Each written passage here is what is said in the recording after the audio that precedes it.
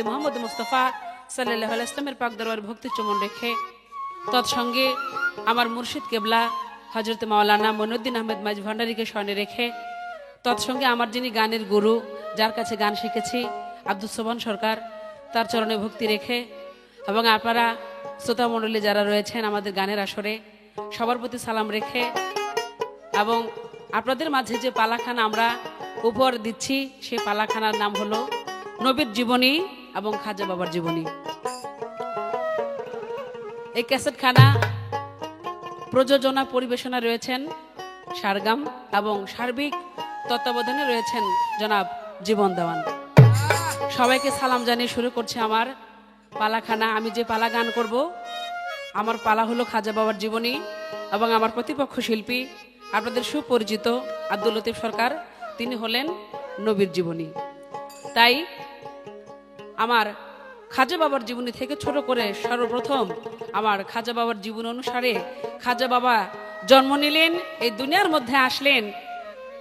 আরবির মধ্যে আরবি মাসে 12টা মাস আছে, কিন্তু এই আরবি মাসের মধ্যে যে মাসের মধ্যে আমার খাজা বাবা জন্ম নিলেন সেটা হলো রজবের মাস বা রজবের চাঁদ।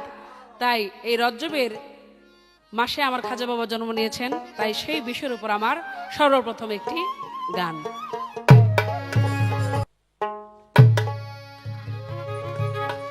ওরে ওই দেখা যায় আকাশেতে রজবের চাঁদ উঠেছে, ওই দেখা যায় আকাশেতে রজবের চাঁদ উঠেছে, খাজা এসেছে তোরা দেখ বসায়া দে আমার খাজা এসেছে, তোরা দেখ বসায়া দে আমার খাজা এসেছে। ওরে ওই দেখা যায় আকাশেতে রজবের চাঁদ উঠেছে, ওই দেখা যায় আকাশেতে রজবের চাঁদ উঠেছে, খাজা এসেছে তোরা দেখ বসায়া দে আমার বাবা এসেছে, তোরা দেখ বসায়া দে আমার খাজা এসেছে।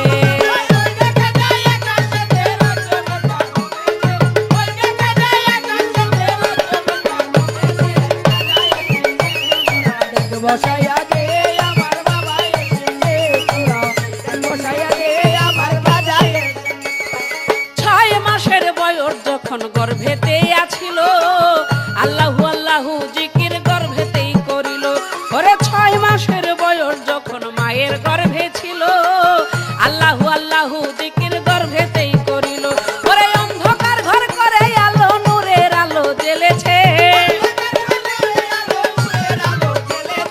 অন্ধকার ঘর করে আলো নূরের আলো জ্বেলেছে, খাজা এসেছে তোরা দেখ বসায়া দে আমার বাবা এসেছে, তোরা দেখ বসায়া দে আমার খাজা এসেছে। ওরে ওই দেখা যায় আকাশেতে রজবের চাঁদ উঠেছে, ওই দেখা যায় আকাশেতে রজবের চাঁদ উঠেছে, খাজা এসেছে তোরা দেখ বসায়া দে আমার বাবা এসেছে, তোরা দেখ বসায়া দে আমার খাজা এসেছে। ওরে 537 হিজরি রজবের চানে খাজা বাবাই দোলা দিল ভক্তগণের প্রাণে। ওরে 537 হিজরি রজবের চানে খাজা বাবাই দোলা দিল ভক্তগণের প্রাণে। ওরে 14 তারিখ সোমবার দিন নূরের ফুল ফুটাইয়াছে, ওরে 14 তারিখ সোমবার দিন নূরের ফুল ফুটাইয়াছে, খাজা এসেছে তোরা দেখ বসায়া দে আমার খাজা এসেছে, তোরা দেখ বসায়া দে আমার বাবা এসেছে। ওরে ওই দেখা যায় আকাশেতে রজবের চাঁদ উঠেছে, ওই দেখা যায় আকাশেতে রজবের চাঁদ উঠেছে, খাজা এসেছে তোরা দেখ বসায়া দে আমার বাবা এসেছে, তোরা দেখ বসায়া দে আমার বাবা এসেছে। ওরে লা ইলাহা ইল্লাল্লাহ মুহাম্মদ রাসূল, ইসলামের জন্য বাবাই ফুটায় ধর্মের ফুল। ওরে লা ইলাহা ইল্লাল্লাহ মুহাম্মদ রাসূল, ইসলামের জন্য বাবাই ফুটায় ধর্মের ফুল। ওরে জীবন দেওয়ান হইল আকুল খাজার চরণ পাইতে, ওরে জীবন দেওয়ান হইল আকুল খাজার চরণ পাইতে, দেখ বসায়া দে তোরা দেখ বসায়া দে আমার খাজা এসেছে, তোরা দেখ বসায়া দে আমার খাজা এসেছে। ওরে ওই দেখা যায় আকাশেতে রজবের চাঁদ উঠেছে, ওই দেখা যায় আকাশেতে রজবের চাঁদ উঠেছে, খাজা এসেছে তোরা দেখ বসায়া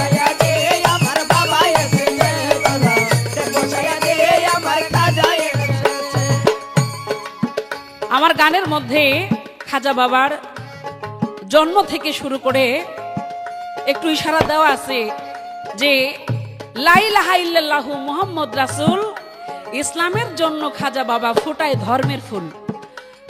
আমার খাজা বাবা জন্ম নিলেন, 7 বছর বয়সে রোজা নামাজ ধরলেন, 15 বছরে তার মাতা পিতা হারাইলেন, 21 বা 22 বছরে গিয়া তিনি তরিকা জগতে গেলেন, মুরিদ হইলেন।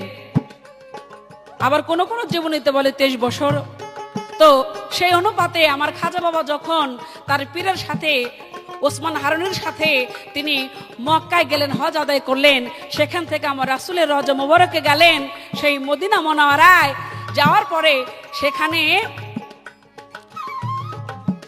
আমার রাসূলের দরবারে যখন আমার খাজা বাবা গেলেন, আর সেখান থেকে আদেশ পাইলেন, আমার রাসূলুল্লাহ বললেন, খাজা মঈনুদ্দিন, আমি জীবদ্দশায় সেই ভারতবর্ষে যাইতে পারি নাই, আমার ইসলামের যে মূল বিষয় সেখানে পৌঁছাইতে পারি নাই, তাই আমি তোমাকে হুকুম দিলাম, আদেশ করলাম, তুমি আমার এই ইসলাম ধর্মকে সেই ভারতবর্ষে প্রতিষ্ঠিত করো। তাই আমার খাজা বাবা খাজা মঈনুদ্দিন, গরিবের বন্ধু, গরিবের নওয়াজ, এই দক্ষিণ এশিয়ায় যথা ভারতবর্ষে তিনি আমার রাসূলের সেই ইসলামের ফুল, ধর্মের ফুল ফোটাইছিলেন, সেটা আপনারা জানেন। তো প্রথম আসরে আমার গানটুকু আমি এইভাবে রাখলাম। এবার আমার প্রতিপক্ষ যিনি জনাব লতিফ সরকার, তার কাছে আমার জানতে ইচ্ছা থাকবে, আজকের পালাটা একটু ব্যতিক্রম। আমরা অন্য মঞ্চে যেমন খাজার জীবনে, বড় পীরের জীবনী গাই, কিন্তু আজকের পালাটা খাজার জীবনী আর নবীর জীবনী। তো সেই নবীর জীবনী নিয়ে আমার প্রতিপক্ষ জনাব লতিফ সরকারের কাছে জানতে ইচ্ছা থাকবে, আপনি বলবেন আমার রাসূলুল্লাহ তার জীবদ্দশায় তিনি 6টা চিঠি 6টা রাষ্ট্রের 6 জন বাদশাকে লিখেছিলেন। এই 6টা চিঠি পাইয়া এই 6 জনের মধ্যে কয়জন ধর্মে আসছে আর কয়জন আসে নাই, আর ওই চিঠি 2-1টা বাংলাদেশে কোন রাজার কাছে আইছিল না। যদি আয়সা থাকে তাহলে কোন রাজার কাছে আসছে, এটা আপনার কাছে আমার জানতে ইচ্ছা আছে। ওই দেখা যায় আকাশেতে রজবের চাঁদ উঠেছে, ওই দেখা যায় আকাশেতে রজবের চাঁদ উঠেছে, ওই দেখা যায় আকাশেতে রজবের চাঁদ উঠেছে, খাজা এসেছে তোরা দেখো সায়া দে, আমার বাবা এসেছে তোরা দেখো সায়া দে, আমার খাজা এসেছে। ওই দেখা যায় আকাশেতে রজবের চাঁদ উঠেছে, ওই দেখা যায় আকাশেতে রজবের চাঁদ উঠেছে, দেখো সায়া দে, আমার খাজা এসেছে তোরা দেখো সায়া দে, তোরা দেখো সায়া দে, আমার খাজা এসেছে তোরা দেখো সায়া দে, আমার খাজা এসেছে।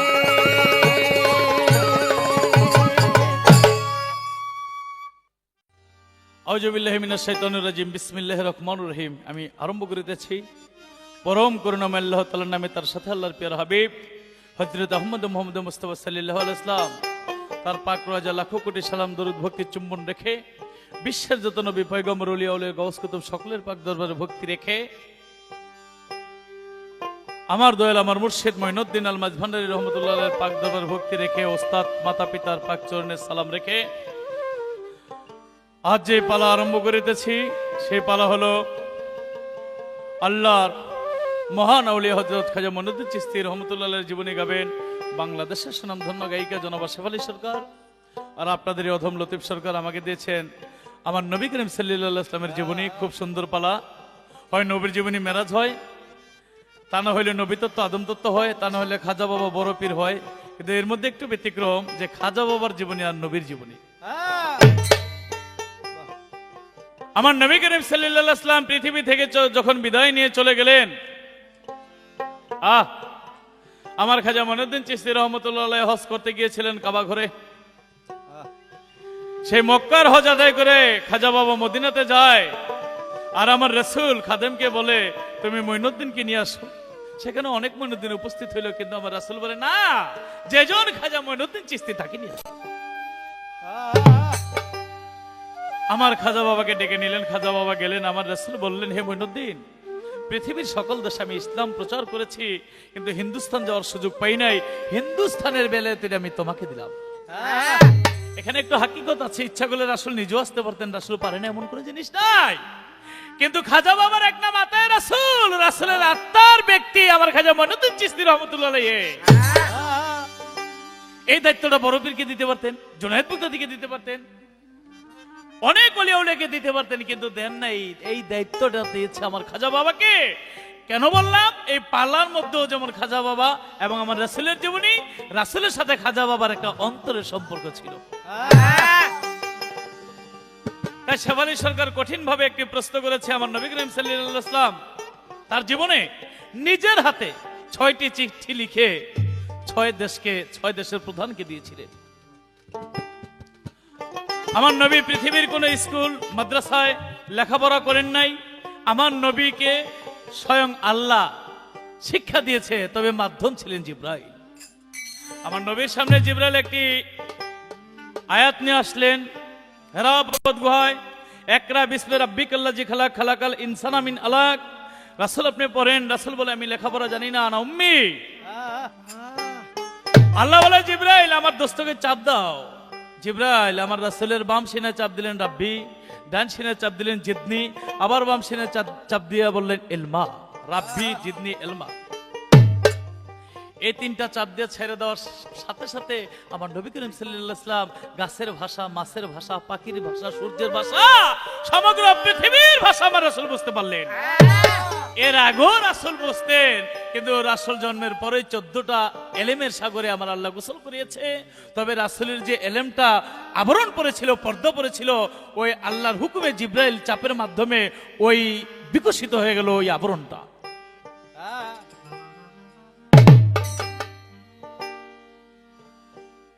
তাই আমার নবী করিম সাল্লাল্লাহু আলাইহি ওয়াসাল্লাম তিনি যদিও পৃথিবীর কোন স্কুল মাদ্রাসা লেখাপড়া করেন নাই, কিন্তু রাসূল সবই লিখতে পারতেন, সব ভাষা বুঝতেন। তাই আমার নবী করিম সাল্লাল্লাহু আলাইহি ওয়াসাল্লাম নিজের হাতে 6টা চিঠি লিখেছিলেন। 2 দেশের ভাষা গ্রহণ করেছিলেন, 4 দেশের ভাষা গ্রহণ করে নাই। 1 নম্বরে চিঠি দিয়েছিলেন আবিসিনিয়ার ভাষা, তিনি গ্রহণ করেছিল। 2 নম্বরে চিঠি দিলেন রোম সম্রাট হেরাক্লিয়াস, তিনি গ্রহণ করেছিলেন, বর্তমানে যেটা ইতালি দেশ, মাফ করবেন অস্ট্রেলিয়া, রোম সম্রাট যেখানে, তিনি গ্রহণ করেছিলেন। 3 নম্বরে পারস্য সম্রাট, তাকে দিয়েছিলেন তিনি। চিঠি পেয়ে যদিও ইসলাম কবুল করেন নাই, কিন্তু চিঠিটা যত্নের সহিত রেখে দিয়েছিলেন। 4 নম্বরে মিশরীয় মুকাকাশের বাদশার কাছে দিয়েছিলেন। তিনি ওই চিঠি পেয়ে যদিও ইসলাম গ্রহণ করেন নাই, কিন্তু চিঠির কোনো মর্যাদা করে নাই। ওই চিঠি এক গির্জা ঘরে ছিল। ফ্রান্সের এক পর্যটক ওই পর্যটক চিঠি নিয়ে তুরস্কের রাজভান্ডারে রেখে দেন। ওই তুরস্কের রাজভান্ডার থেকে বাদশাহ সুলতান আব্দুল মজিদকে উপহার দিয়েছিলেন। ওই চিঠিটা সুলতান মজিদের হাত থেকে কোন এক মহামতির মাধ্যমে বাংলাদেশে চলে এসেছে। বর্তমানে ওই চিঠিটা ঢাকা লালবাগ শাহী মসজিদের মধ্যে রক্ষিত আছে। বড় সৌভাগ্যের বিষয়, যদি কেউ রাসূলের হাতের লেখা চিঠি দেখতে চান তাহলে লালবাগ শাহী মসজিদে এসে দেখতে পারবেন, অথবা কোনো লাইব্রেরিতে বা বুখারী শরীফের মধ্যে রাসূলের চিঠিটা ছাপটা আছে। যদি দেখতে চান ভক্তি সহকারে ওই বুখারী শরীফে অথবা লালবাগ শাহী মসজিদের মধ্যে দেখতে পারবেন। এরপরে মুনজির ইবনে হারেস তার কাছে চিঠি দিয়েছিল, নবীর চিঠিটা টুকরা টুকরা করে ফেলে দিয়েছিল। আল্লাহ অসন্তুষ্ট হয়ে গেল। তারপরের দিন তার নিজের ছেলে বাবারে তরবারে দিয়া কোবায়া টুকরা টুকরা করে মেরেছিল। চিঠি, নবীর চিঠি যেভাবে টুকরা করেছিল, তার নিজের ছেলে তার পরের দিন বাবাকে ঠিক এইভাবে টুকরা করেছিল। 6 নম্বরে ইয়ামেন দেশের প্রধানকে চিঠি দিয়েছিলেন, তিনি ধর্মে আসেন নাই, অর্থাৎ 4 দেশের প্রধান ধর্মে আসে নাই, 2 দেশের প্রধান ধর্মে এসেছিল। ওই চিঠি এখনো বাংলাদেশে আছে লালবাগ শাহী মসজিদের মধ্যে, হয়তো কারো যদি সৌভাগ্য থাকে দেখতে পারবেন। শেফালী সরকার এত কঠিন কঠিন প্রশ্ন করেন, আমি তো আপনার মতিগতি বুঝতেছি না, ব্যাপারটা কি? 6 মাসের গালে আমার খাজা বাবা মায়ের গর্ভে জিকির করে। আচ্ছা, 1 মাসের গালে করলো না, 2 মাসের গালে করলো না, 3 মাসের গালে করলো না, 4 মাসের গালে করলো না, 6 মাসের গালে জিকির করার কারণটা কি? আর ডেক নিয়ে যেহেতু গান গাইছো, ডেক নিয়ে একটা প্রশ্ন করুম, তুমি রেডি থেকো। দুনিয়া পয়দা হলো যাহারি কারণ, সে আমার দিনের নবী নূরে নূরে তন, সে আমার দিনের নবী নূরে নূরে তন। দুনিয়া পয়দা হলো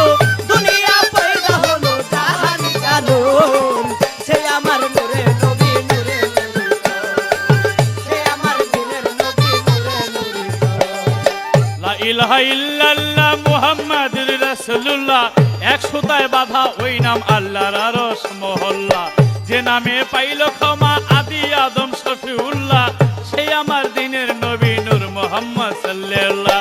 সাফায়াতের কান্ডারি নবীজি তোরানেওয়ালা, হাবলি উম্মতি বলে কাঁদবে নবী কামলিওয়ালা।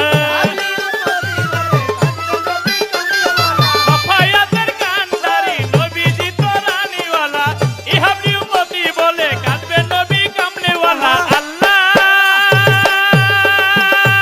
ওই নবীজির ওই উশিলাতে গুনাহ করিবে মার্জন, সেই আমার দিনের নবী নূরে নূরে তোর, সেই আমার দিনের নবী নূরে নূরে তোর। ও দুনিয়া পয়দা হলো, দুনিয়া পয়দা হলো যাহারি কারণ, সে আমার নূরে নবী নূরে নূরে, সে আমার দিনের নবী নূরে নূরে। যে নামে জিকির করে জিন ইনসান ফেরেশতা যত, ওই নামে দরুদ পড়ে আল্লাহ যত অবিরত। যে নামে জিকির করে জিন ইনসান ফেরেশতা যত, ওই নামে দরুদ পড়ে নিজেই খোদায় অবিরত। ওই নাম অন্তরে জপে দিল করে যে পরিষ্কার, সুযোগ না ছুঁইতে পারে পবিত্র দেহ তাহার। ওই দেহ জ্বলে না রে, ওই দেহ পুড়ে না রে, ওই দেহ জ্বলে না রে, ওই দেহ পুড়ে না রে, ওই দেহ জ্বলে না রে, দেহ পুড়ে না রে, নূরের ছায়া পাবে কঠিন রুধাসরে। আল্লাহ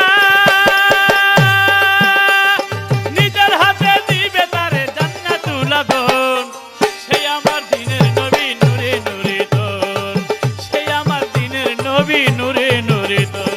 ও দুনিয়া পয়দা হলো, দুনিয়া পয়দা হলো যাহারি কারণ, সে আমার নূরে নবী নূরে নূরে, সে আমার দিনের নবী নূরে নূরে।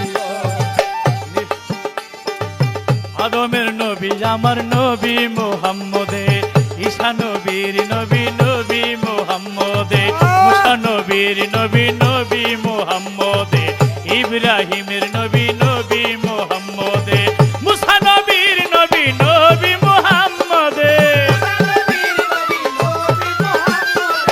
ঈসা নবীর নবী নবী মুহাম্মদে, পীর মুর্শিদের নবী নবী মুহাম্মদে, ফেরেশতাদের নবী নবী মুহাম্মদে, আল্লাহর নবী আমার নবী মুহাম্মদে, নবীর নবী আমার নবী মুহাম্মদে। নবীজি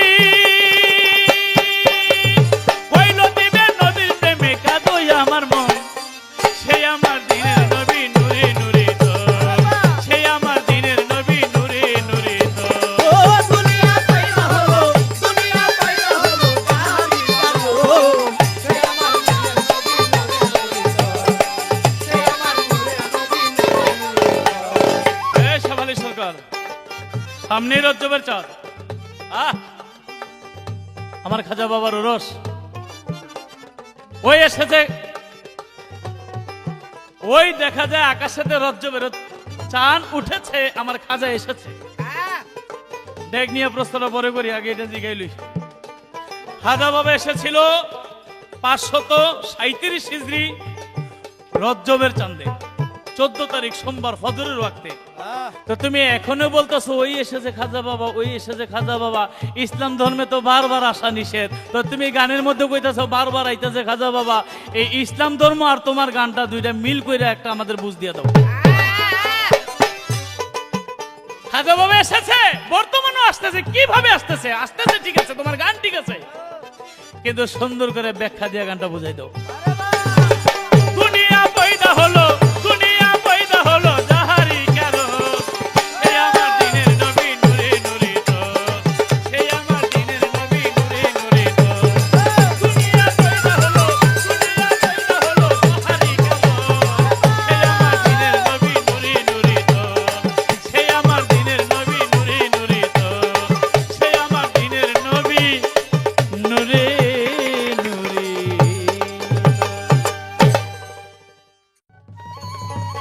ধন্যবাদ জনাব লতিফ সরকার।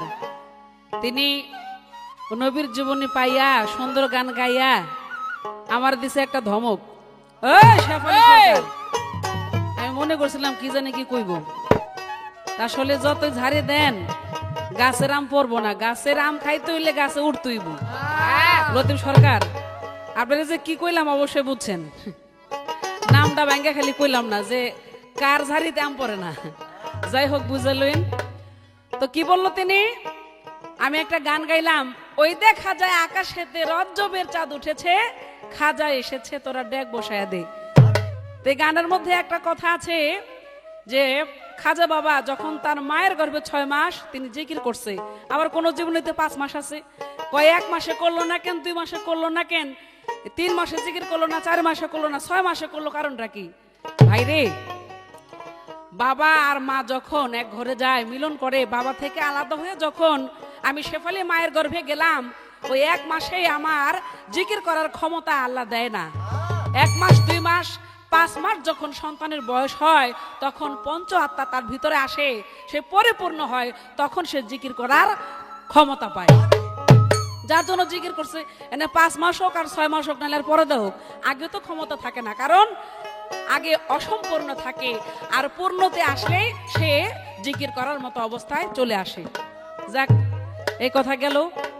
আরেকটা কথা জিজ্ঞাসা করছে আমারে, ওই যে বারে বারে আসে খাজা বাবা, পবিত্র কোরআনের মধ্যে বলেছে কুল্লে নাফস জাকাতুল মউত, মানুষ মরণশীল, জন্ম নিলে মরতে হবে। তো মানুষ নয়, এই যে মানুষটাই বডির মধ্যে থাকে, এই নফস মানে দেহের মৃত্যু আছে কিন্তু আত্মার মৃত্যু নাই।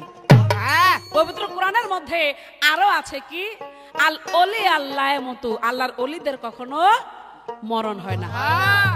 আপনি কি এটা জানেন? সেই ভারতের বাদশাহ আকবর, তিনি এই মাজার টাজার তেমন একটা ভালোবাসতো না। আমাদের সমাজে এরকম অনেক লোক আছে যারা নাকি পীরাউলিয়া ফকির দরবারের মাজার এগুলা তারা পছন্দ করে না। তেমনি করে বাদশাহ আকবরও মাজারের প্রতি তার একটা এই ভক্তি বিশ্বাস কম ছিল, যার কারণে সে কি করলো, সে চিন্তা করলো যে আমি যে দরবারে সালাম দিব, যেখান থেকে উত্তর আসে সেটাই আমি মানবো, আর যেটা উত্তর আসবে না সেটা আমি ধ্বংস করে দিব। তাই যে কোনো মাজার তিনি ভাঙতে গেল, যাওয়ার আগে সালাম দিল, যখন সালামের কোনো উত্তর পাইল না তখনই ওই মাজার ধ্বংস করে দিল। এমনি করে ভারতবর্ষে যত মাজার ছিল সব মাজারগুলা ভেঙে দিল। পরিশেষে তিনি আজমিরে গেলেন আমার খাজা বাবার দরবারে। যাওয়ার পরে তিনি কি করলেন, ভাবলেন যে খাজা মঈনুদ্দিন, তার অনেক নাম, তিনি অনেক বড় ওলি, নাম শুনছি, তো হঠাৎ করে যদি আমি এক সালামের উত্তর না পাই, যদি মাজার ভাঙি, তাহলে সমস্যা হইতে পারে। আমি 3 বার তাকে সালাম দিব, 3 বারের পর যদি আমি কোনো উত্তর না পাই তাহলে আমি এই মাজারকেও ধ্বংস করে দিব। তাই সে বাদশাহ আকবর প্রথমে সালাম দিলেন, সালামের উত্তর পায় না, আবারও সালাম দিলেন, তারও উত্তর পাইল না। তৃতীয়বার যখন সালাম দিল, তৃতীয়বার আমার খাজা মঈনুদ্দিনের সেই দরবার থেকে সালামের উত্তর পাইল। পরিশেষে বাদশাহ আকবর জিজ্ঞাসা করলো, ইয়া খাজা মঈনুদ্দিন, আমি যে আগে আরো 2টা সালাম দিলাম তার উত্তর কেন পাইলাম না? তখন আমার খাজা মঈনুদ্দিন বলতেছিলেন, তুমি প্রথম যখন সালাম দিয়েছো তখন ছিলাম আমি মক্কা নগরে, মক্কায় ছিলাম, আবার দ্বিতীয়বার যখন সালাম দিয়েছো তখন ছিলাম আমি মদিনায়, আমার রাসূলের রওজা মোবারকের সেখানে, আর তৃতীয়বার আমি আমার অবস্থানে, আমার জায়গায় আমি অবস্থান করতেছিলাম, যার কারণে উত্তর দিয়েছি। তাই আল্লাহর ওলিরা কখনো মরে না। বারবার কতবার, কত হাজারবার আপনি দেখতে চান। এখন কি খাজা বাবা আমাদের মঞ্চে নাই? আপনি কি বলতে চান আমার রাসূল কি আমাদের গান শুনতেছে না? তাহলে রাসূল ওই নূরের জগতে উনি যে 70,000 বছর ওই তারা রূপে ছিল, ময়ূর রূপে ছিল, রাসূলের যদি পুনর্জন্ম হইতে পারে, আমাদেরও আছে, হয়তো আমরা সেটা বুঝতে পারি না। আবার বুঝবো যখন সাধারণ থেকে অসাধারণ হইতে পারবো তখন। যাই হোক, এই পর্যন্ত বলা শেষ করলাম আপনার প্রশ্নের কথা। এবার আমি আমার খাজা বাবার জীবনী থেকে ছোট করে একটি গান থাকবে। ওরে জঙ্গলারি রাস্তা দিয়া, জঙ্গলারি রাস্তা দিয়া হিন্দুস্থানে যাইতে, আমার খাজারে ধইরা বইছে ডাকাইতে, খাজারে ধইরা বইছে ডাকাইতে। ওরে জঙ্গলারি রাস্তা দিয়া, জঙ্গলারি রাস্তা দিয়া হিন্দুস্থানে যাইতে, আমার খাজারে ধইরা বইছে ডাকাইতে, খাজারে ধইরা বইছে ডাকাইতে। ওরে জঙ্গলারি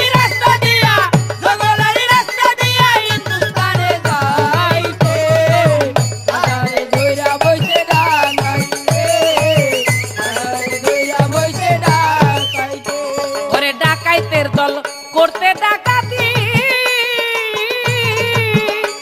ওরে ওই রাস্তাটা যাইতেছিল আনন্দে মাতি গো তারা আনন্দে মাতি গো তারা আনন্দে মাতি ওরে ডাকাইতের দল করতে ডাকাতি ওরে ওই রাস্তাটা যাইতেছিল আনন্দে মাতি গো তারা আনন্দে মাতি গো তারা আনন্দে মাতি ছিল মরণ অস্ত্র জীবন ঘাতি জীবন গাছি ছিল মরণ অস্ত্র জীবন ঘাতি তরবারি হাতে আমার খাজারে ধইরা বইছে ডাকাইতে খাজারে ধইরা বইছে ডাকাইতে ওই জঙ্গলারে রাস্তা দিয়া জঙ্গলারে রাস্তা দিয়া হিন্দুস্তানে যাইতে কইরা বইছে ডাকাইতে কইরা বইছে ডাকাইতে আমার খাজা বাবা ওই আমার দয়াল খাজা ওই আমার খাজা বাবাই চক্ষু ঘুরাইয়া ওরে একটুখানি দৃষ্টি করে বিজলি চমকাইয়া গো খাজাই দিল্লি চমকায়া ওই আমার খাজা বাবাই চক্ষু ঘুরাইয়া ওরে একটুখানি দৃষ্টি করে বিজলি চমকাইয়া গো খাজাই দিল্লি চমকায়া গেল ডাকাইতের দল বেহুশ হইয়া গেল ডাকাইতের দল বেহুশ হইয়া লাগিল গড়াইতে খাজারে ধইরা বইছে ডাকাইতে খাজারে ধইরা বইছে ডাকাইতে ওই জঙ্গলারে রাস্তা দিয়া জঙ্গলারে রাস্তা দিয়া হিন্দুস্তানে যাইতে ঘুরা বইতে ডাকাইতে ঘুরা বইতে ডাকাইতে আমার খাজার চোখে ওই আমার বাবার চোখে ওই আমার খাজার চোখে ছিল যে অস্ত্র ওরে সেই অস্ত্রের সামনে বিকল দুনিয়ার অস্ত্র রে বিকল বলে দুনিয়ার অস্ত্র ওই আমার খাজার চোখে ওই আমার বাবার চোখে ওই আমার খাজার চোখে ছিল যে অস্ত্র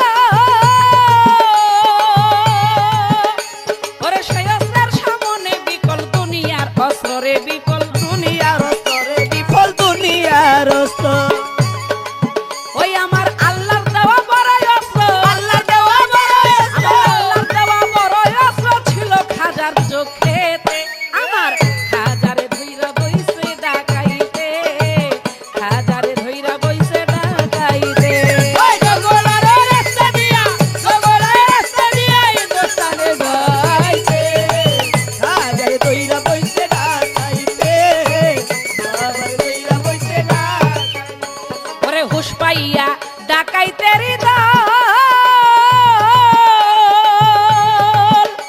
ওরে মাপ চাহিয়া পইরা গেল খাজার চরণ তলব কারা আমার খাজা চরণ তলব আমার বাবার চরণ তল ওরে হুশ পাইয়া ডাকাইতের দল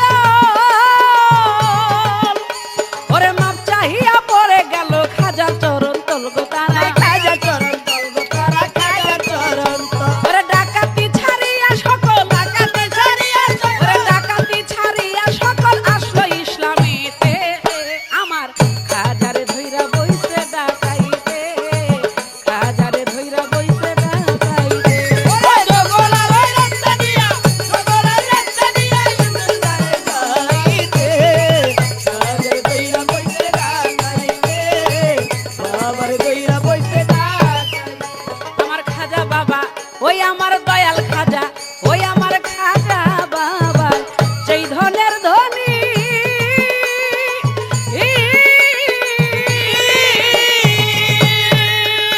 ওরে সেই ধনে বানাইয়া দিও জনমের ধনী গো খাজা জনমে ধনী গো তারা জনমের ধনী আমার খাজা বাবা যেই ধনের ধনী ওরে সেই ধনে বানাইয়া দিও আখেরের ধনী গো আমার আখেরে ধনী গো আমার আখেরে ওরে খাজার মানে হইলে মানি হাজার মানে হইল মানি আমার খাজার মানে হইল মানি পায়া বুলের গীতি যে আমার খাজারে ধইরা বইছে ডাকাইতে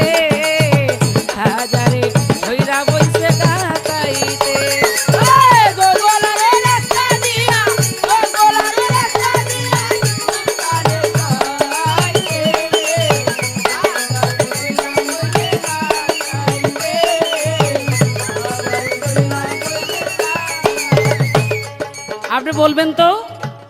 এই যে আমার গানের মধ্যে বললাম খাজারে ধইরা বইছে ডাকাইতে, খাজারে তো ডাকাইতে ধরছে, বড় পীরকে ডাকাইতে ধরছিল।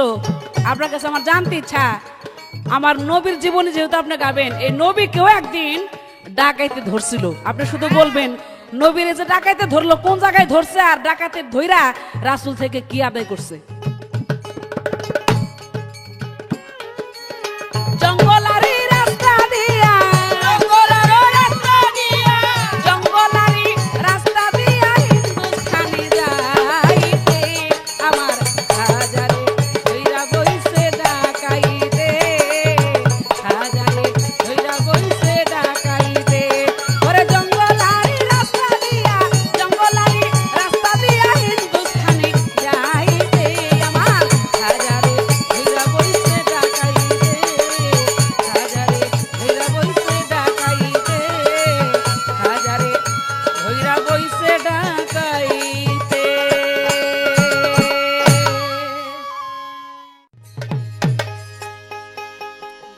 যাই হোক, আসলে খাজা বাবার জীবনী আমার রাসূলের গান, যেখানে এখানে ঝাড়িতে আম পড়ে না, না পড়লে দরকার হয় বাঁশ দিয়া বাইরে আলাম, তাতেও যদি না পারে দরকার হয় বগা গাছি দিয়া পোষায় নামাবো। মানে যদি মনে করা যায় ঝাড়িতে আম পড়ে না, তাহলে পড়লেই যদি খুশি হও, লাগে গাছে উঠা এরপরে টাইনা সিরে এরপরে নামাবো। ঘটনা হইলো রাসূলের গান, খাজা বাবার গান, যেখানে একেবারে আমের বড় লিয়া একেবারে খুব একটা শক্ত হয়ে বয়ে থাকবা, আর আমি কিছু কমু না, আর কইতেও পারুম না, একটা জ্বালার মধ্যে আমার বালাইও না। যাই হোক, আমি যা প্রশ্ন করেছিলাম তার সুন্দর জবাব করেছে। একটা গান গেলেন, হিন্দুস্তানের রাস্তা দিয়া খাজা বাবা যাইতে, আমার খাজারে ধইরা বইছে ডাকাইতে। ডাকাইতে কেউ রে ছাড়ে নাই। এখন উনি প্রশ্ন করে ফেলছে আমাকে যে একদিন রাসূলেরও ডাকাইতে পাইছিল। রাসূলের ডাকাইতে ধরছিল একদিন, খাজা বাবার ডাকাইতে ধরছিল একদিন, আমার বড় পীরকে ডাকাইতে ধরছিল একদিন, আমার ওস্তাদ আবুল সরকার শামসু কাকা মতলব গানে যাওয়ার সময় ডাকাইতে ধরছিল। এই তো কয়েক মাস আগে আমাকে শাহ আলম ভাই এই মতলব গানে যাওয়ার সময় এদিকে একটু বেশি, এর বাড়িতে আমার মতলব ঘটনা ভাই, সত্য ঘটনা বলতে তো কোনো দোষ নেই, আছে। মতলব কালিয়াবাজার গানে যাবে আমার ওস্তাদ আবুল সরকার আর শামসু কাকা, ধৈরা বইছে বান্ধবীরা। আমার ওস্তাদের যখন একেবারে ছুরিটা ঠেকে যাবে, ভাই আমি আবুল সরকার, কয় সরকার সাহেব আপনার শ্রদ্ধা করে ভালো কথা ট্যাগ করে দিয়ে দেন, আজকে ইনকাম হয় নাই। হ্যাঁ টাকা পয়সা দিয়ে দিয়ে যায়, কিন্তু শামসু কাকায় অমদুলি কি ট্যাগ গিলি জুতার তলে রাখছে, একটা নিতে পারে নাই। কিছুদিন আগে এই যে আমাদের প্রতিষ্ঠাতা চেয়ারম্যান জনাব শাহজাহান সাহেব, তার বাড়ি ওই মতলব সাদুল্লাপুর, তার বাড়িতে অনেক শিল্পীরা গিয়েছিলাম। শাহ আলম ভাইরে সেখানে টলারে ঢাকাইতে ধরছে, মোবাইল টাকা পয়সা সব নিয়ে গেছে। তা আমি লতিফ সরকার আর শাহ আলম সরকার কে যে খাজা বাবার ডাকাইতে ধরেছে, বড় পীরকে ডাকাইতে ধরেছে, রাসূলকে ডাকাইতে ধরেছে, খালি আল্লাহর লাগুটা পায় নাই, পাইলে ধরে বলেই তো। খাজা বাবারা ডাকাইতে ধরেছে, খাজা বাবা কি করলো, জ্বালারি নজরে ডাকাইতের দিকে যখন চেয়েছিল, ডাকাইত বেহুশ হয়ে মাটির মধ্যে গড়াইতে লাগলেন।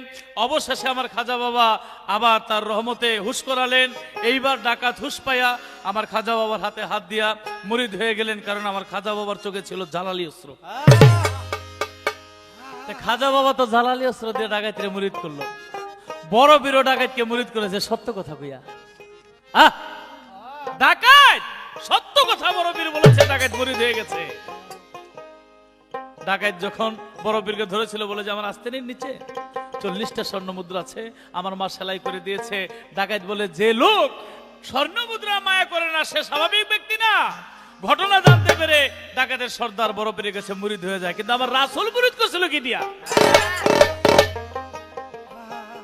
আসলাম গোত্রের ওই গোত্রটা ছিল আসলাম গোত্র। এই আসলাম গোত্রের 70 জন ডাকাত আমার রাসূলকে ধরেছিল মক্কা থেকে যখন মদিনায় হিজরত করেন। এই ডাকাত দল আমার রাসূলকে ধরেছিল। আসলাম গোত্রের যে ডাকাতের প্রধান ছিলেন তার নাম ছিল বুরায়দা। এই বুরায়দা যখন সামনে এসে ডাকাত দল নিয়ে উপস্থিত হলেন, আমার রাসূল জিজ্ঞেস করে আপনার নাম কি? বলে আমার নাম বুরায়দা। বুরায়দা, বুরায়দা শব্দের অর্থ শীতলতা, আর আপনি এসেছেন ডাকাতি করতে? এরপরে বললেন যে আপনার গোত্র কি? যে আমার গোত্র হলো আসলাম গোত্র। আসলাম গোত্র, আসলাম শব্দের অর্থ নিরাপত্তা। যেই গোত্রের অর্থ নিরাপত্তা, অথচ সে নিরাপত্তা বিঘ্নিত করে। আচ্ছা, এবার বলেন আপনার বংশ কি?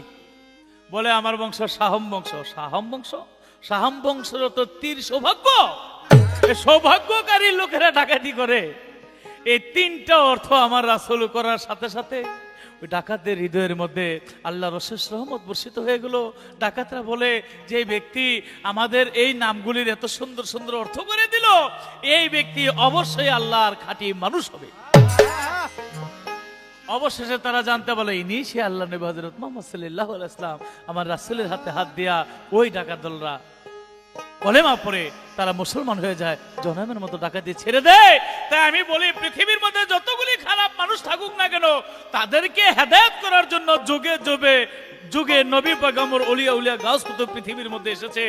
মানুষ যখন মনুষ্যত্বকে ভুলে যায়, আল্লাহর প্রেমিক খাঁটিগণ এসে তাদেরকে হেদায়েত করে নিয়ে যায়। তাই আমি বলি, কোনো ডাকাত, চোর, লুচ্চা, গুন্ডা, বদমাশ যদি ওইরকম কোনো আল্লাহর খাঁটি প্রেমিকের কাছে পড়ে, সে কি আর ওই অপরাধে লিপ্ত হইতে পারে? তাই এই তার কথা ছিল। এবার আমার একটি গানের পরে বলা, তাকে একটি প্রশ্ন করার জন্য চেষ্টা করব। রূপকাষ্ঠারি নৌকা খানি নাই ডুবার ভয়। রূপকাষ্ঠারি নৌকা খানি নাই ডুবার ভয়। এই নৌকায় নাই ডুবার ভয়। পারে কে যাবি নবীর নৌকাতে যায়। পারে কে যাবি ওই নবীর নৌকাতে যায়।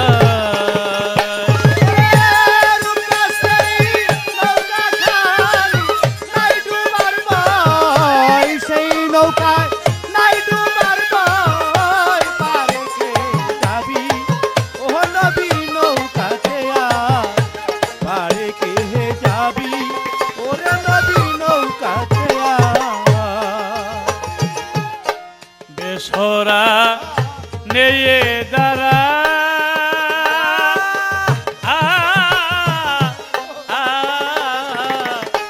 তুফানে যাবি মারা পয়লা ধাক্কা।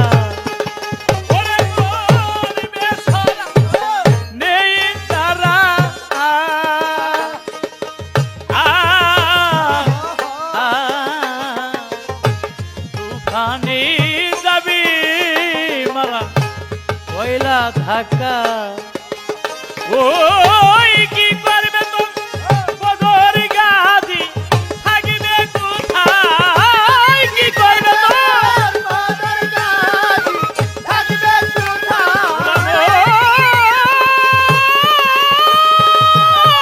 মন মন মন মন ভুলা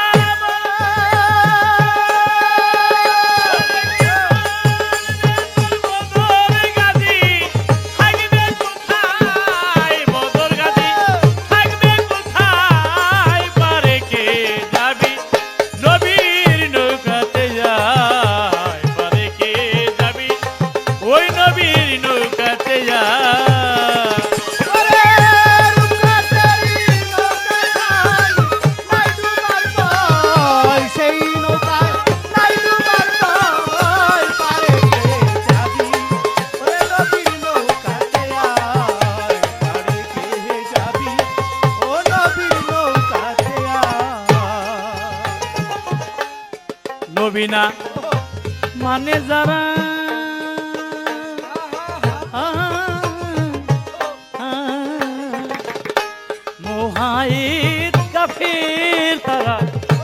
এই দুনিয়া নবীনা মানে যারা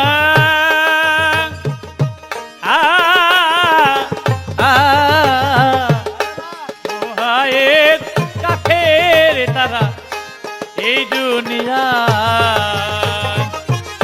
ভোজনে তার নাই মজুরি সামলে খারই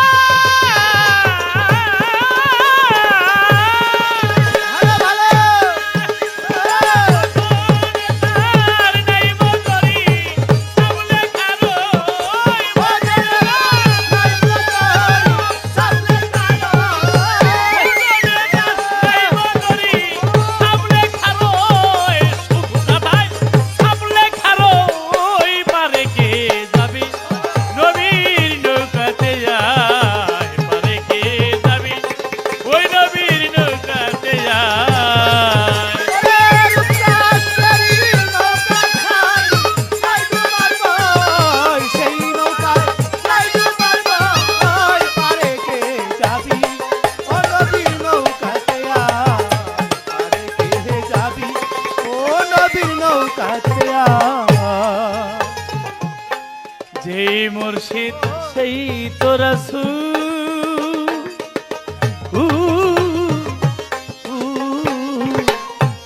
ইহাতে নাই কোনো ভুল খোদাও সে হয় যেই মুর্শিদ সেই তো রাসূল। এটা কোনো শরীয়ত মারফত বলা না যে একজনের কোনো ঠকাঠকি হবে, অর্থাৎ রাসূলের জীবনী খাজা বাবার জীবনী, এই দুইয়ের মধ্যে এমন একটা সম্পর্ক আমরা বন্ধন সৃষ্টি করেছি গানের মাধ্যমে, কেউ রে ছাড়া কেউ না। যদি নবীরেই পাইতে চান তাহলে কিভাবে পাবেন? সেই যে একটা রাস্তা নবী পর্যন্ত যাবেন, সেই রাস্তাটা কি? সেই রাস্তা হলো পীর মুর্শিদের রাস্তা। আমি মুরিদ হয়েছি আমার মুর্শিদ মঈনুদ্দিন আল মাঝভান্ডারী রহমাতুল্লাহ আলাইহি। আমার হাত পীরের হাতে দিয়েছি, ডাইনে আল্লাহ বামে রাসূল পিছনে আমার মালাকুল মউত, সামনে আমার পীর কেবলা আল্লাহু আকবার। আমার কলব আমার পীরের কলবের প্রতি মোতাজ্জিহান রইল। যেদিন থেকে আস্তে এই হাত আমি আমার পীরের হাতে দিয়েছি, সেদিন থেকে আমার হাত বলতে নাই, এই হাত হয়ে গেছে আমার পীর মঈনুদ্দিন আল মাঝভান্ডারী রহমাতুল্লাহ আলাইহি। এই হাত মঈনুদ্দিন বাবার হাত হয়ে এই হাত চলে গেছে তার পীর আবুল বসর, এই হাত হয়ে গেছে আবুল বসরের হাত। যদি কেউ খাঁটি হয়, আমরা তো পাপী মানুষ, জানি না কবুল করেছে কিনা। এই হাত তার বাবা যে আবুল বসর, তার হাতের মধ্যে চলে গেছে। আবুল বসরের পীর ছিল গোলাম রহমান মাঝভান্ডারী, এই হাত গোলাম রহমান মাঝভান্ডারীর হাত। গোলাম রহমান মাঝভান্ডারীর পীর ছিল আহমদুল্লাহ মাঝভান্ডারী, এই হাত আহমদুল্লাহ মাঝভান্ডারীর হাত। এই ভান্ডারী তরিকাটা মূলে কাদরিয়া তরিকা, এই হাত চলে যাবে সেই বড় পীর আব্দুল কাদের জিলানীর হাতে, এই হাত বড় পীরের হাত। বড় পীরের পীরের নাম ছিলেন আবু সাইদ মাকজুমি, এই হাত আবু সাইদ মাকজুমির হাত। মাকজুমির পীর ছিলেন হাফেজ সিরাজি, এই হাত হাফেজ সিরাজির হাত। ক্রমান্বয়ে যাইতে যাইতে এই হাত হয়ে যাবে ওই হাসান বসরির হাত। হাসান বসরির পীর ছিলেন হযরত আলী, এই হাত হয়ে যাবে আলীর হাত। আলীর পীর ছিলেন আমার রাসূল, এই হাত হয়ে যাবে রাসূলের হাত। রাসূলের পীর ছিলেন স্বয়ং খোদা, এই হাত হয়ে যাবে খোদার। সুবহানাল্লাহ। তাহলে যদি কেউ রাসূলকে পেতে চান, ওলিয়া উলিয়া আমার খাজা বাবা রাস্তা দিয়ে চলে আসেন। বাইরে বলতে পারে লতিফ সরকার হাত নিয়ে আল্লাহর লগে ঠেকাই দিছে, কথাটা বুঝি বেশি বেয়া লাইছে। বাইরে মাঝভান্ডার থেকে চট্টগ্রাম থেকে একটা ট্রেন ছাড়ছে, আসবে কমলাপুর স্টেশন। তো এই ট্রেনের মধ্যে তো মনে করেন 10টা বগি, একটা কথার কথা, বগি তো একটা আরেকটার সাথে আংটা লেগে থাকে। তো একটা বগির মধ্যে হীরা, আরেকটা বগির মধ্যে স্বর্ণ, আরেকটা বগির মধ্যে রূপা, আরেকটা বগির মধ্যে দস্তা, আরেকটা বগির মধ্যে গোলালু, আরেকটা বগির মধ্যে কাঁচামরিচ, আরেকটা বগির মধ্যে কয়লা। আরে বাহ, হোক কয়লা, হোক গোলালু, হোক কাঁচামরিচ, ওই হীরার বগিটার লগে আংটা তো লাগাইছে। কি যখন ইঞ্জিলটা টান দিয়া কমলাপুর স্টেশন আসবে, যদি হীরার বগি আসে, স্বর্ণের বগি আসে, ওই গোলালু কাঁচা মরিচের বগিও আসিবে। তো এই মাছ ভান্ডারী দলবাবু মঈনুদ্দিন আল মাছ ভান্ডারী, সে যদি যেই হাতের মধ্যে হাতটা দিয়েছি, ওই বগিটা ট্রেনের ইঞ্জিনটা যদি টান দেয়, আল্লাহর দরবারে ওই হীরার বগিটা গোলাম রহমান মাঝ ভান্ডারী, ওই হীরার বগিটা আহমদুল্লাহ মাঝ ভান্ডারী, ওই স্বর্ণের বগিটা মঈনুদ্দিন আল মাঝ ভান্ডারী, আমি লতিফ সরকার গোলালুর বগি, কাঁচামরিচের বগি, কয়লার বগি, কিন্তু হীরার বগিটার লগে লাগাইছি তো। ওই দয়ালো যদি চলে যায়, অধম বলে যেইখানে হাত দিয়া ছিলা গাইয়া, ওই তার অশেষ দয়ার বলে যদি একটু কিঞ্চিত দয়া করে এই গোলালুর বগি যাইবে চলিয়া। তাই যেই মুর্শিদ সেই তো রাসূল,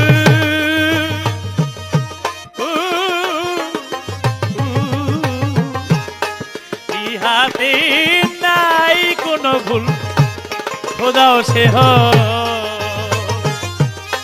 লালন কই না এমন কথা পুরাণে কই, লালন কই না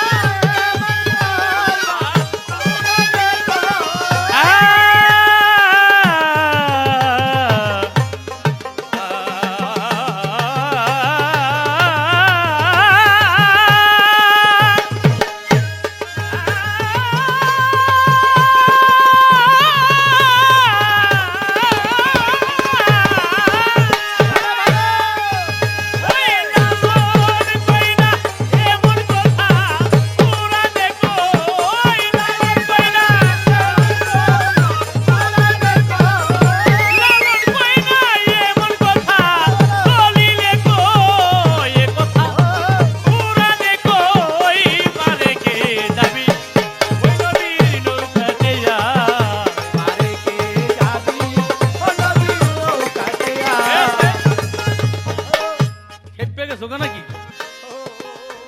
শেফালিরে যত নরম মনে করে এত নরম না, আরে টিপ দিয়ে দেখবা দেখবা খুব নরম, কিন্তু ভিতরে ভিতরে শক্ত। কারণ বাংলাদেশের মধ্যে যতগুলি মেয়ে শিল্পী আছে বর্তমানে, শেফালি সরকার তার নাম ধাম সুনাম সর্বদিকে পরিপূর্ণ এবং জান্নাতুল্লাহ। তাই আমি শেফালি সরকারকে ডেক নিয়ে একটা প্রশ্ন করবো। গত আসরে করতাম, কিন্তু দুইটা প্রশ্ন হয়ে গেছে, বিদায় বুক করি নেই। এবার আমার জিজ্ঞাসা থাকবে, এই খাজা বাবার ডেগের সিন্নি খেয়ে এমন একজন ব্যক্তি, তার পেটের ব্যথা ভালো হয়ে গেল, অবশেষে তিনি খাজা বাবার দরবার ছাড়া কোথাও যায় নাই, ওই খাজা বাবার দরবারে তার প্রাণ ত্যাগ করেছিল। এমন কোন ব্যক্তি যে খাজা বাবার ডেগের সিন্নি খাইয়া তিনি সবকিছু ছেড়ে দিয়া ওই খাজা বাবার দরবারে সবসময় থাকতেন। একদিন হাদিয়া মঈন বলে একটা চিৎকার দিয়া তার পাখি উড়ে গিয়েছিল। সেই ব্যক্তিরা কে, তার মূল সাধন কি ছিল?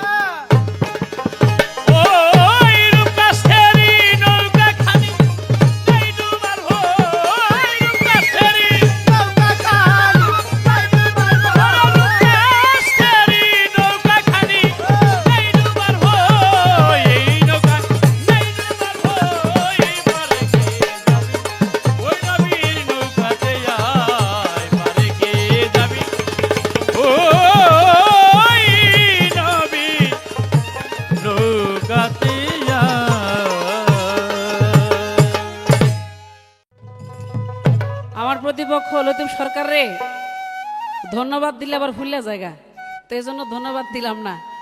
কয় নবীর জীবনী আর খাজা বাবার জীবনী, এই জায়গায় আম পারাবাড়ির কি আছে? আরে ভাই, আম হইলো একটা ভিটামিন ফল, এটা খাইলে শরীরে শক্তি হয়, বুদ্ধি হয়, মেধা হয়, আর সেই জ্ঞান বুদ্ধি দিয়ে আমরা গান বাজনা গাই।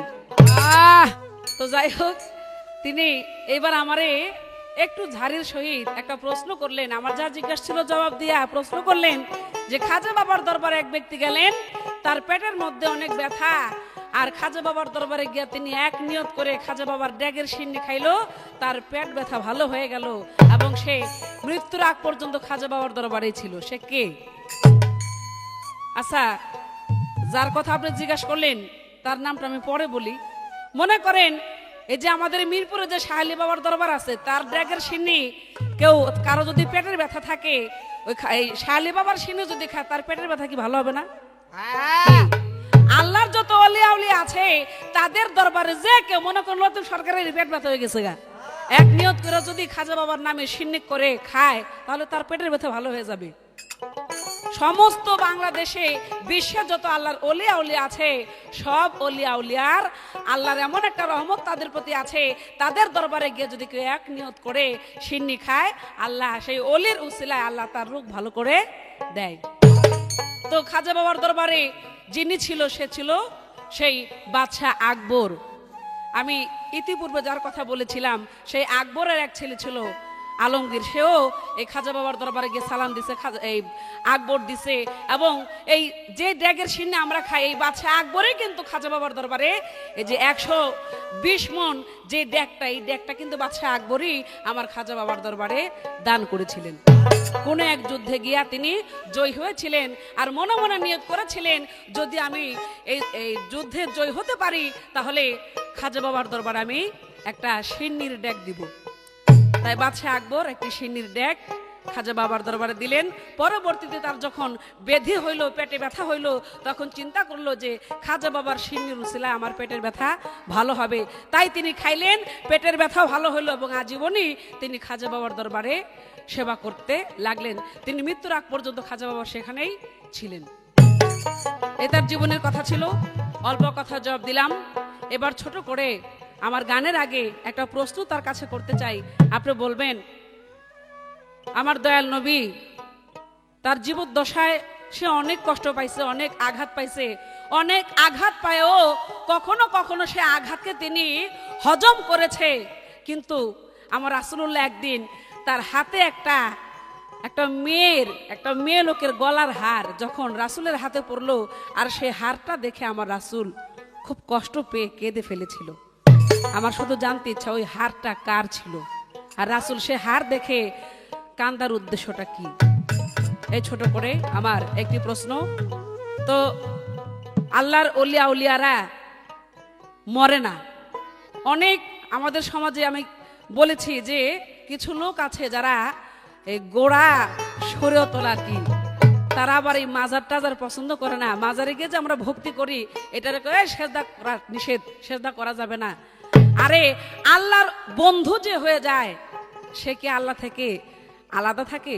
তো যাই হোক, যার যার জ্ঞান বুদ্ধি তার কাছে।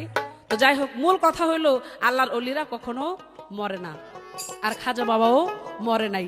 এ কথা যে বলবে আর বিশ্বাস করবে সে মস্ত বড় পাপী হয়ে যাবে আল্লাহর দরবারে। তাই আমার শেষ আসরের গান,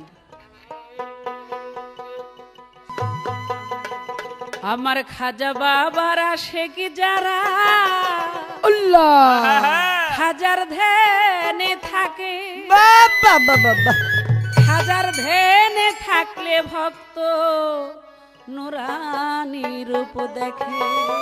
আল্লাহ ওরে জিন্দায় আলী খাজা বাবা, জিন্দায় আলী খাজা বাবা, জিন্দায় আলী খাজা বাবা, ধ্যান করিলেই পাই।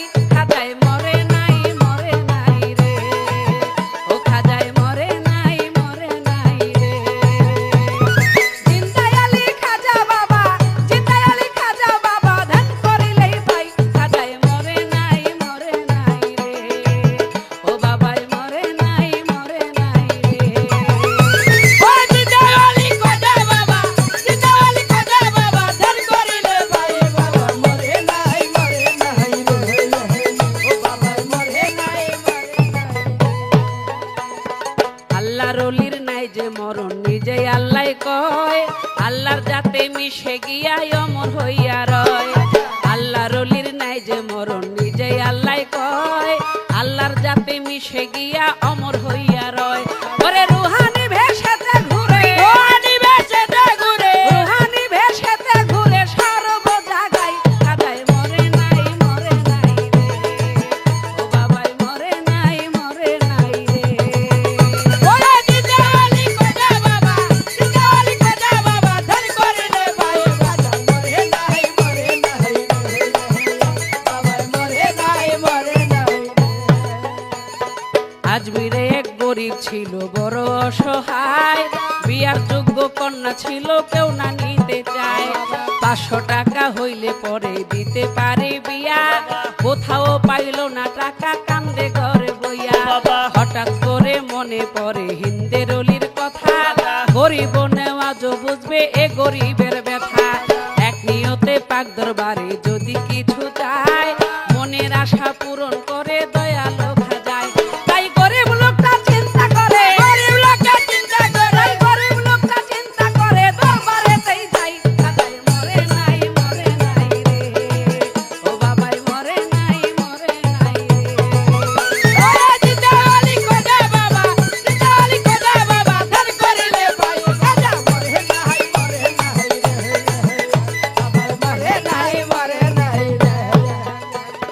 দরবারে যাইয়া গরিব উঠায় দুটি হাত, কান দিয়া কয় খাজা বাবা করছি মোনাজাত। বাবা 500 টাকা দিবা তুমি সত্য খাজা হইলে, মায়া বিয়া দিব আমি ওই টাকা পাইলে।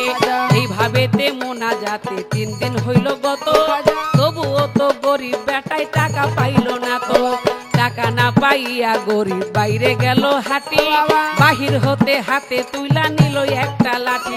ওরে 3টা বাড়ি মাইরা বলে, তিনটা বাড়ি মাইরা বলে, ওরে 3টা বাড়ি মাইরা বলে খালি হাতেই ওরে মরে নাই রে, ও বাবাই মরে নাই রে। ওরে জিতে আলি খোদা বাবা, জিতে আলি খোদা বাবা, ধান করিলে পাই বাবা মরে নাই রে, মরে নাই রে। দরবার হতে হাইটা বেটায় গেল কিছু দূরে, পিছন হতে এক পাগলায় ডাক দিয়া কয় তারে। পাগলের ডাক শুনা বেটায় অমনি হইল খারা, পাগলায় তাহার হাতে দিল 500 টাকার তোরা। গরিব বলে টাকা চাইলাম খাজারও দরবারে, খাজাই তো দিল না টাকা, যাচ্ছি খালি ফিরে। তোমার টাকা কেন নিব তোমায় চিনি না, পরিচয় না দিলে তোমার টাকা নিব না। ওই পাগলায় কয় পিছনে দেখো, পাগলা গাবি চলে দেখো, ওরে পাগলায় কয় পিছনে দেখো, কম্বল উঠাই খাজাই মরে নাই রে, ও বাবাই মরে নাই রে। ওরে জিতে আলি খোদা বাবা, জিতে আলি খোদা বাবা, ধান করিলে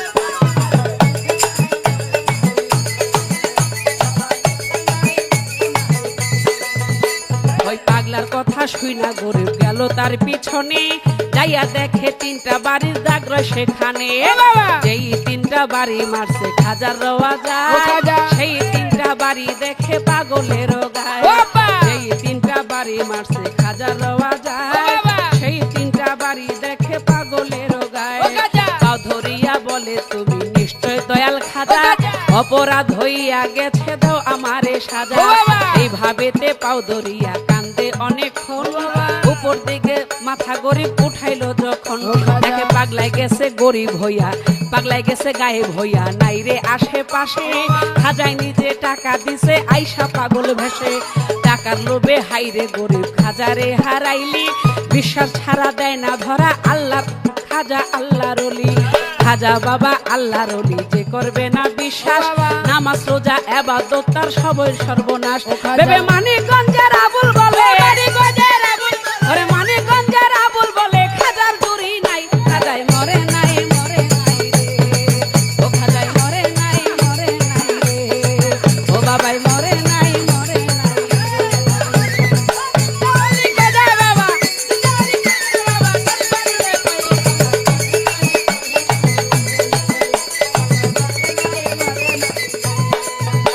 ওরে জিন্দাই আলী খাজা বাবা, জিতে আলি খোদা বাবা, ওরে জিন্দাই আলী খাজা বাবা, ধ্যান করিলেই পাই। খাজাই মরে নাই রে, ও খাজাই মরে নাই রে, ও খাজাই মরে নাই রে, মরে নাই, মরে নাই,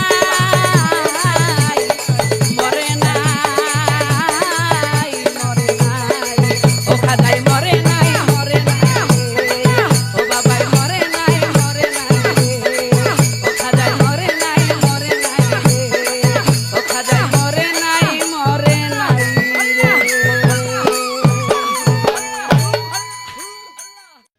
যাই হোক, আমার যাহা জিজ্ঞাসা ছিল খুব সুন্দরভাবে জবাব করেছে। এবার প্রশ্ন করলেন, একটা গলার হারের জন্য আমার রসুল কেঁদে ফেললেন।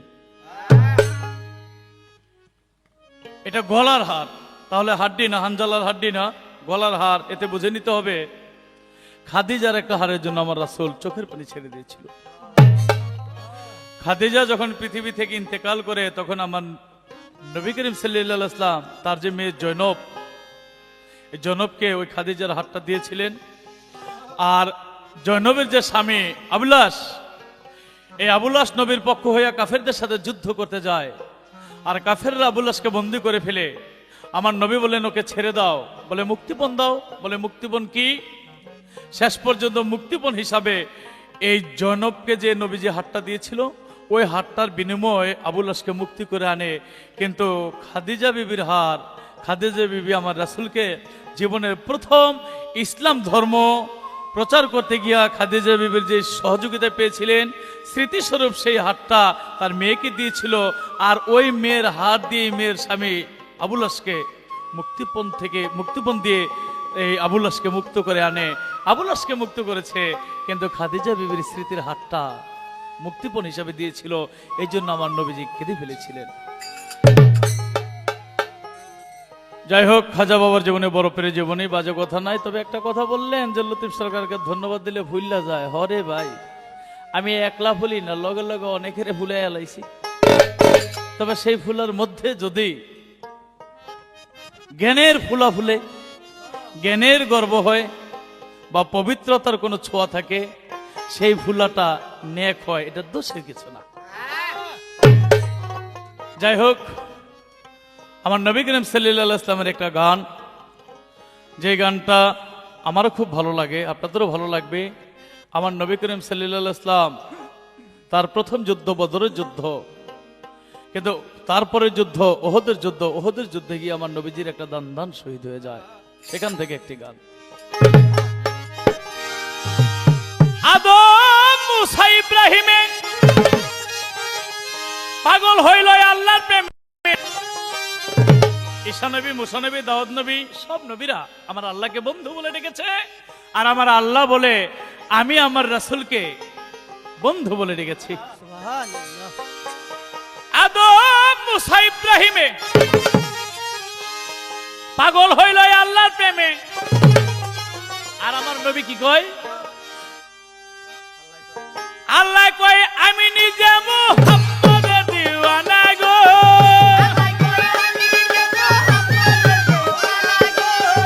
আল্লাহ কয় আমি নিজে মুহাম্মদের দিওয়ানা। নবীর কথা শুনিলে কাটিবে গুনাহ। নবী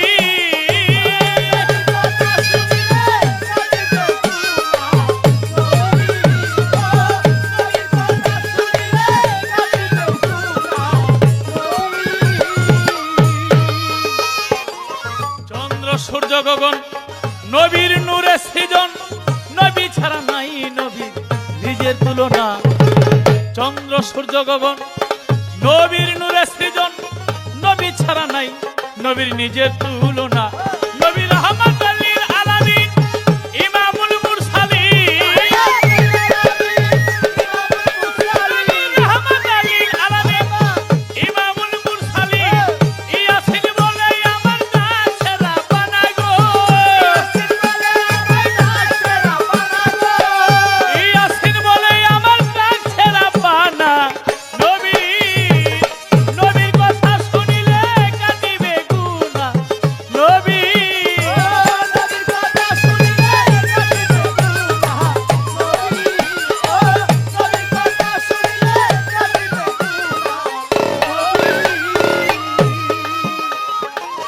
হলো ওহুদের যুদ্ধ, শহীদ হইল দন্ত। মুখ হইতে রক্ত নবীর ধরে তখন না। শিশিতে ভরিয়া আনাসকে ডাকিয়া নবী কয় রক্ত গুলি গোপন রাখো না। আনাস রক্ত লইয়া চলিল, জঙ্গলে বসিল, মাটিতে গর্ত। আনাস করলো একখানা, শিশিটা গর্তে রাখিয়া উঠল আনাস ভাবিয়া এইখানে রক্ত রাখা গোপন হবে না। যদি কেহ যায় এই পথে, পাও লাগলে এই গর্তে নবী পবিত্র রক্তের ছোঁয়ায় হইবে গুনাহ। আনাস এই কথা ভাবিয়া শিশির মুখ খুলিয়া, এই কথা ভাবিয়া শিশির মুখ খুলিয়া রক্ত খাইয়া আনাস হইল রওয়ানা গো।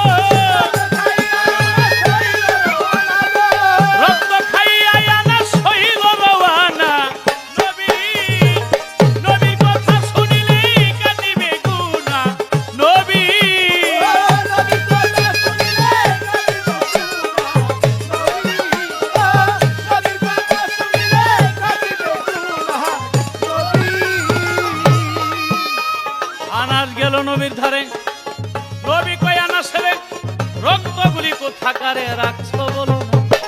আনাস এই কথা শুনি ছাড়ে চোখের পানি, না জানি রক্ত খাইয়া কইরাছি গুনাহ।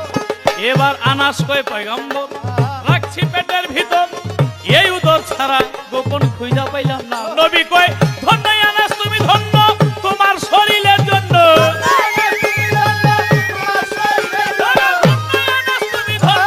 তোমার শরীরের জন্য দুদকের আগুন হারাম করলো রাব্বানা গো, দুদকের আগুন হারাম করলো রাব্বানা। নবী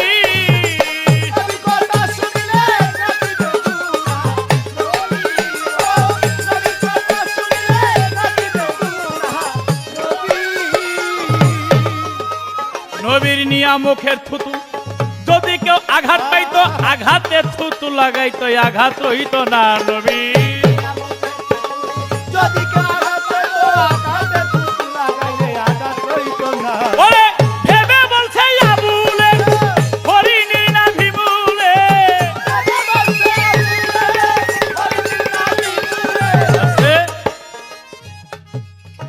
ওস্তাদ ভেবে বলছে আবুলে হরিণীর নাভি মূলে হইল কস্তুরী নবীর খাইয়া পচি না। রজতদান সাহেব একটা গানের মধ্যে বলেছে সুগন্ধে হয় মনমুগ্ধময়, হরিণী তা খুঁজে পায় না, হরিণীর নাভি মূলে হয় কস্তুরী খবর রাখে না। হরিণের নাভিতে যখন কস্তুরীর গ্রাম ছোটে, ও সারা বন তন্ন তন্ন করে খুঁজে, ওর থেকে গ্রান আসে, খুঁজে পায় না, আসলে ওর নিজে থেকে গ্রান আসে। কারণ আমার নবী করিম সাল্লাল্লাহু আলাইহি ওয়াসাল্লামের থুতু খেয়েছিল, পচিনা খেয়েছিল। কিভাবে? আমার নবী একদিন রাস্তা দিয়া যায়, দেখে নবী চাইয়া একটা হরিণ গাছের সাথে রেখেছে বাদিয়া। ওই নবী হরিণের সামনে গেল রে চলিয়া, যাইয়া বলে ওরে হরিণ কেন রইয়াছ দাঁড়াইয়া। হরিণীর ভাষা আমার নবী বুঝিত, চোখের পানি ছেড়ে বলে নবী গো, আমার একটা শিশু বাচ্চা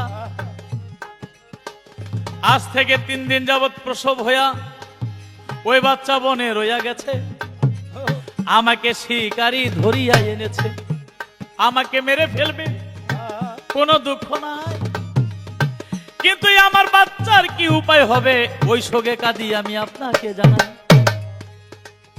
আমার নবী বলে হরিণীর মালিককে, এই হরিণীকে ছেড়ে দাও। মালিক বলে বনের পশু ছেড়ে দিলে আর আসবে না। আমার নবী বলে তুমি আমাকে বেঁধে রাখো, হরিণীকে ছেড়ে দাও এখন।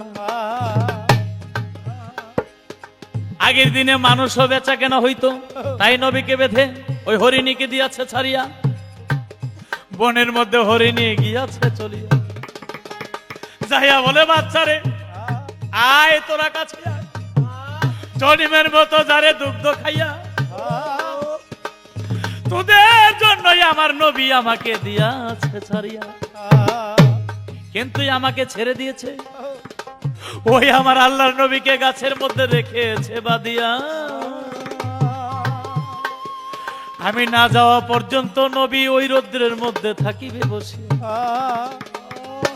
বাচ্চারা বলে মাগো দুগ্ধ খাবো না, যেই নবীকে রেখেছে বাদিয়া ওই নবীকে বেঁধে রাখবে, আর আমরা কেমনে যাব দুগ্ধ খাইয়া।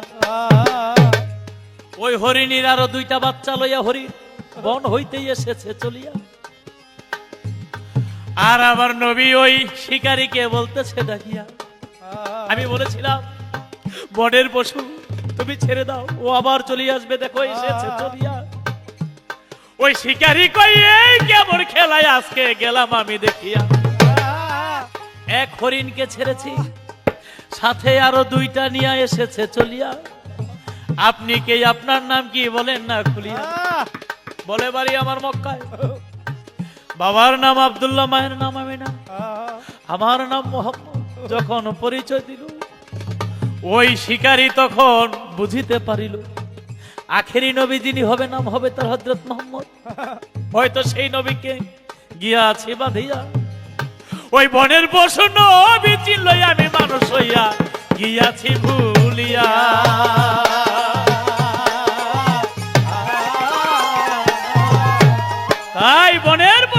নবীকে চিনে আমরা মানুষে কয়জন নবীকে চিনতে পেরেছি? তাই ওই নবী নবী যে গাছের নিচে বাঁধা ছিল, দুপুর রোদ্রে ওই তার গায়ে থেকে পচিনা ঝরে ঝরে মাটিতে পড়েছিল।